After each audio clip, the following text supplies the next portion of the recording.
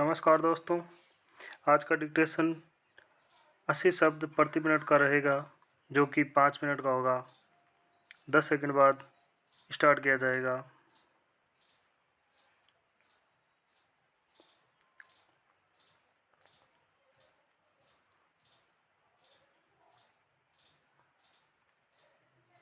Start. अध्यक्ष महोदय, जिस भावना से मैंने यह बिल पेश किया है, उसको विरोधी पक्ष के लगभग सभी सदस्यों ने एकमत से महसूस किया है कि देश में बेकारी की जो समस्या है वह एक भयंकर समस्या है और उसके कारण हमारे देश का विकास, चाहे वह सामाजिक हो, आर्थिक हो या सांस्कृतिक, रुका हुआ है और ऐसी स्थिति में हम आगे बढ़ नहीं सकते हैं। इसी प्रकार से इस परिस्थिति का निर्माण हम पिछले 54 वर्षों से देख रहे हैं।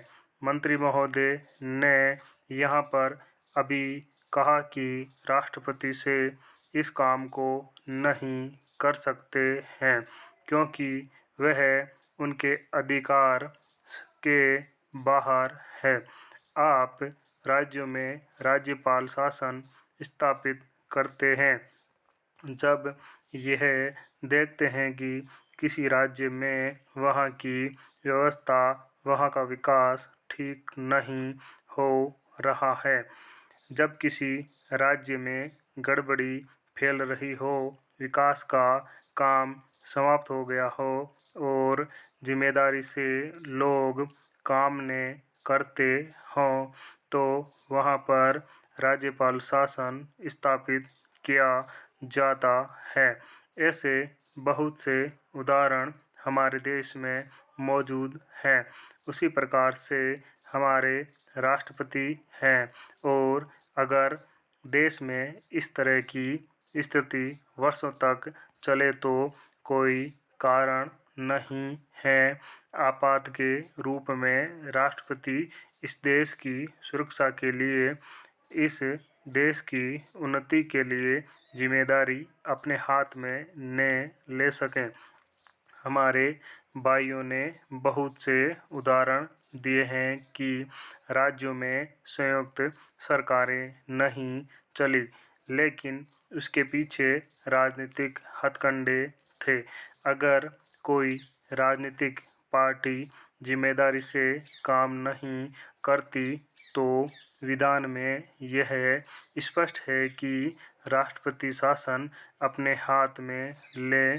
मैं एक उदाहरण देता हूँ कि संविधान में आदिवासी हरिजनों के उत्थान के लिए प्रण किया गया था कि 10 वर्ष में उनकी सामाजिक तथा आर्थिक स्थिति को सुधार देंगे, लेकिन यह सरकार उसमें भी असफल रही। उसको एक बार 10 वर्ष के लिए बढ़ाया गया और दोबारा फिर 10 वर्ष के लिए बढ़ाया गया। इसी तरह से उसको बढ़ाते जा रहे हैं, लेकिन उनकी आर्थिक और सामाजिक उन्नति आप नहीं कर पाए हैं। इस काम में सरकार बिल्कुल असफल हुई है। पिछली बार सरकार पर अविश्वास का प्रस्ताव भी आया था और वह पास होने वाला था।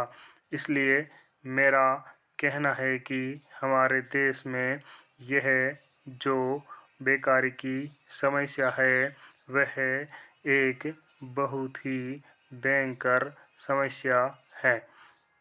स्टॉप।